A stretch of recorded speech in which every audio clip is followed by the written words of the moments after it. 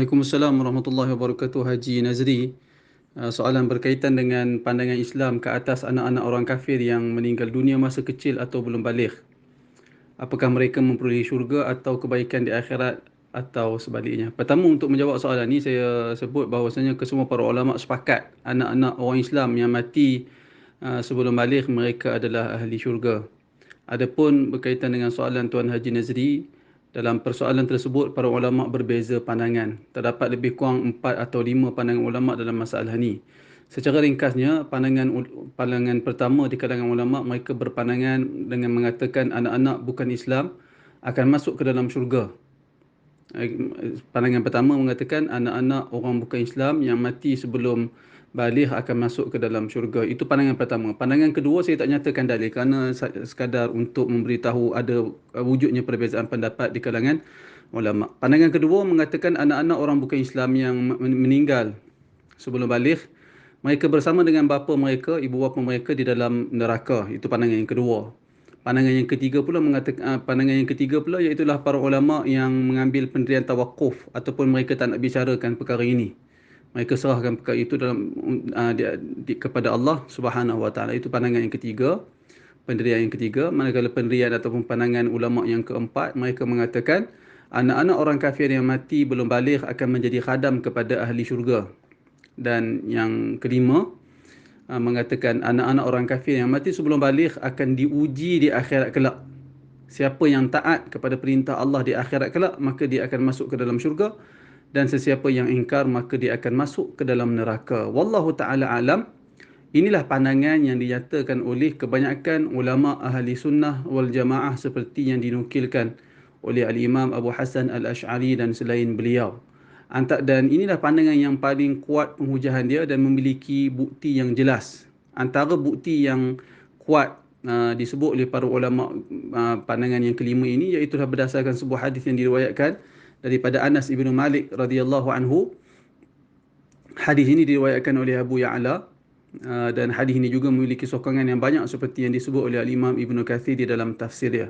Hadis yang diriwayatkan daripada Anas ini, Anas radhiyallahu anhu berkata Rasulullah sallallahu alaihi wasallam pernah bersabda, yang bermaksud akan didatangkan 4 golongan pada hari kiamat kelak. Yang pertama iaitu kanak-kanak yang mati belum baligh. Yang kedua, golongan yang kurang akal. Yang ketiga, yang mati zaman fatrah, yang ini tidak sampai seruan Islam kepada mereka. Yang keempat, orang yang sangat tua. Maka setiap mereka, kata Nabi SAW, akan mendatangkan hujah mereka. Lalu Tuhan Tabaraka wa Ta'ala berfirman kepada mereka, maraklah. Lalu Allah berfirman kepada mereka, sesungguhnya Allah Subhanahu Wa Ta'ala berfirman kepada neraka, maraklah. Yang ini Allah Ta'ala perintahkan kepada mereka untuk memarakkan apinya. Lalu Allah Subhanahu Wa Ta'ala berfirman kepada mereka, yang ini di antara mereka itu anak-anak ataupun budak-budak yang mati sebelum baligh di kalangan anak orang-orang kafir. Allah Ta'ala berfirman kepada mereka, sesungguhnya sebelum ini aku telah mengutuskan kepada para hamba-Ku, yang ini di dunia, seorang rasul dari kalangan mereka sendiri, dan sekarang akulah utusan kepada kamu semua. Lalu Allah Ta'ala perintahkan kepada mereka semua, masuklah kamu semua ke dalam neraka ini. Lalu baginda Nabi SAW bersabda, maka berkatalah orang-orang yang telah ditetapkan kesengsaraan untuknya, wahai Tuhan, bagaimana aku perlu memasuki neraka sedangkan dahulunya kami lari daripadanya. Maknanya yang ini mereka enggan mematuhi perintah Allah Ta'ala tersebut. Lalu baginda Nabi SAW bersabda, dan orang-orang yang telah ditetapkan untuknya kebahagiaan, yakni di kalangan anak-anak orang kafir yang mati sebelum baligh tersebut, di kalangan orang-orang yang gila yang tidak sampai kepada mereka seruan Islam, orang-orang yang tidak sampai seruan Islam kepada mereka di kalangan ahlu fatrah. Demikian juga di kalangan orang-orang yang buta dan pekak, yang tidak sampai kepada mereka dakwah dan tidak memahami seruan para rasul. Di kalangan mereka ada yang ingkar, di kalangan mereka ada yang taat. Maka orang-orang yang taat, dia akan pergi dan memasuki neraka dengan segera. Baginda Nabi seterusnya menyambung sabda baginda dengan berkata, lalu Allah Ta'ala berfirman, kamu semua ini, yakni yang tidak mahu taat kepada perintah Allah, sudah pasti akan lebih mendustai dan mengingkari Rasulku jika kamu diberi peluang mendengar seruan Rasul di dunia dahulu. Lalu Allah memasukkan mereka yang taat perintahnya ke dalam syurga dan yang ingkar dan enggan ke dalam neraka. Hadis ini seperti yang saya sebut di awal tadi, iaitulah hadis yang diriwayatkan oleh Abu Ya'la. Hadis ini memaksudkan anak-anak, kanak-kanak yang mati di kalangan anak orang kafir sebelum sebelum baligh, demikian juga orang gila yang tidak sempat bertemu, tidak memahami dakwah, demikian juga orang yang bisu dan pekak.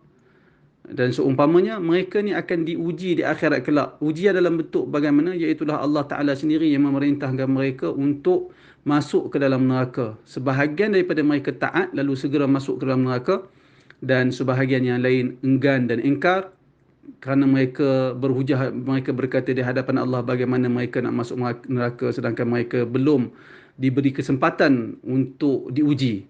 Lalu Allah Subhanahu Wa Taala menyebut, berfirman kepada mereka, jika di dunia aku mengutuskan utusan aku untuk menyampaikan ajaran agama, uh, jika hari ini aku sendiri yang berfirman kepada kamu semua, kamu ingkar, maka bagaimana kamu hendak mematuhi perintah utusan aku di dunia jika kamu diberi peluang untuk diuji di dunia kelak. Lalu mereka yang enggan dicampakkan ke dalam neraka dan mereka yang taat dikeluarkan dari api neraka. Yakni mereka tidak merasai kesengsaraan kerana Allah Ta'ala memerintahkan api untuk segera sejuk dan tidak mengazab mereka. Al-Imam Ibn Qayyim rahimahullah berkata, inilah pandangannya lebih adil, padanya berhimpun seluruh dalil dan hadis dalam bab ini. Maka sebahagian mereka, yakni anak-anak orang kafir, ada yang masuk ke syurga seperti yang dinyatakan oleh hadis dari Samurah, dan ada pula sebahagiannya yang berada di dalam neraka seperti yang dinyatakan di dalam hadis dari Aisyah radhiyallahu anhuma. Jadi itu kesudahan anak-anak yang mati di kalangan anak-anak orang kafir sebelum mereka balik. Wallahu a'lam.